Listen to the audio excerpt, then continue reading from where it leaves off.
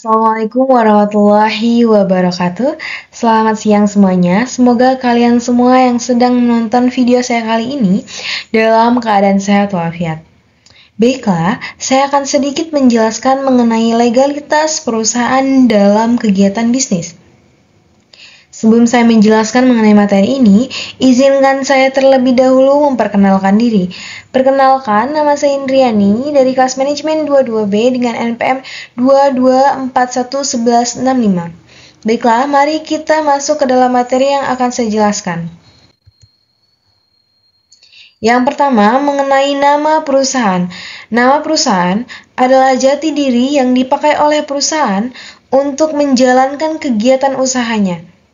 Nama perusahaan melekat pada bentuk hukum perusahaan.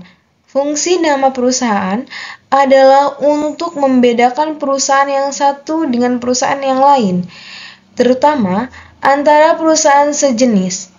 Dengan nama itu, suatu perusahaan dapat melakukan hubungan hukum dengan pihak lain dan memenuhi segala kewajiban hukum seperti memperoleh izin usaha, membayar pajak, membayar hutang, dan lain sebagainya. Selanjutnya, mengenai surat izin usaha perdagangan atau SIUP. Pendaftaran wajib dilakukan dalam jangka waktu 3 bulan setelah perusahaan mulai menjalankan usahanya, atau pasal 10 Undang-Undang Nomor 3 Tahun 1982 tentang wajib daftar perusahaan.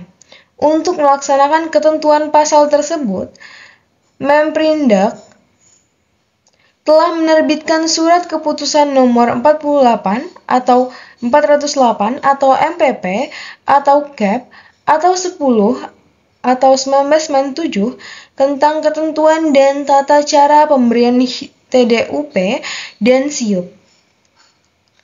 Pada pasal 6 menyatakan bahwa perusahaan yang wajib memperoleh SIUP adalah perusahaan yang melakukan kegiatan usaha perdagangan dengan perusahaan seluruh di atas 200 juta rupiah, tanah dan bangunan tempat usaha.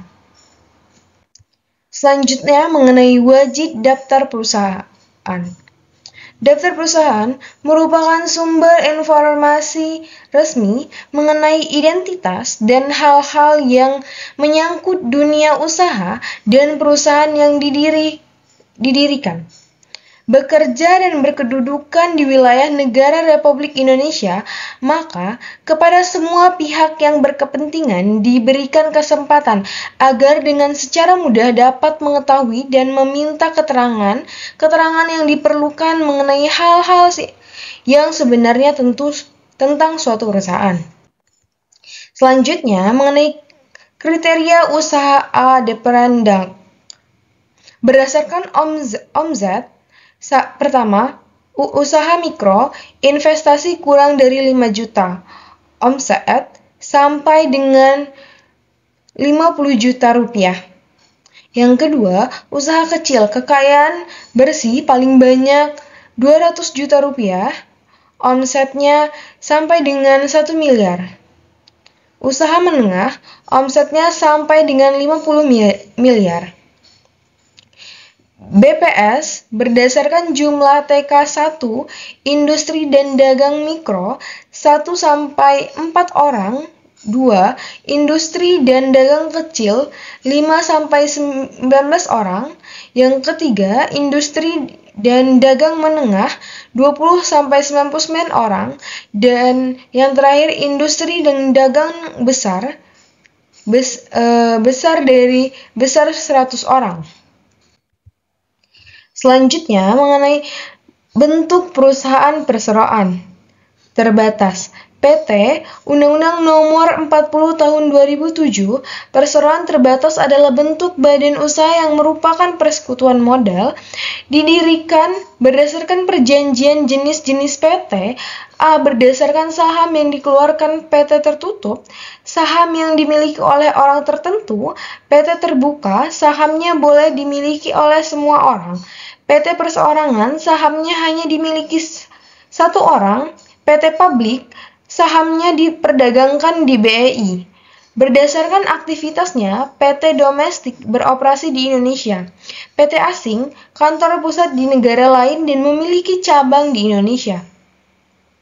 Bentuk perusahaan perseorangan terbatas atau PT Undang-Undang Nomor 40 Tahun 2007 syarat-syarat mendirikan PT sebelum beroperasi, fotokopi akte notaris, fotokopi KTP para pemegang saham, fotokopi KTP direktur dan komisaris, fotokopi KK direktur utama, pas foto direktur utama ukuran 3x4 berwarna 4 lembar, surat pengantar RT atau RW untuk mengurus izin domisili, izin domisili atau situ, saat akan beroperasi, NPWP, SIUP atau SIUI, TDP, pengesahan oleh Menteri Kehakiman dan HAM. Baiklah, mungkin itu saja materi yang saya sampaikan. Jika terdapat kesalahan, saya mohon maaf. Saya akhiri dengan wassalamualaikum warahmatullahi wabarakatuh.